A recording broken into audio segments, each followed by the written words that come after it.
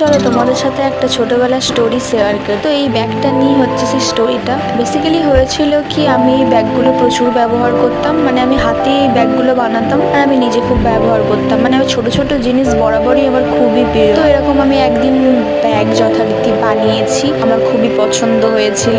তো সেটাকে নিয়ে আমি খুচরো টাকা রেখে দিতাম, 20-30 টাকা এরকম রেখে দিতাম। এই ব্যাগেতে বেশি টাকা ধরবে, প্রথম যে ব্যাগটা আমি বানিয়েছিলাম সেই ব্যাগেতে বেশি টাকা ধরতো না। বেসিক্যালি এই ব্যাগগুলো তার তুলনায় অনেকটাই বড়।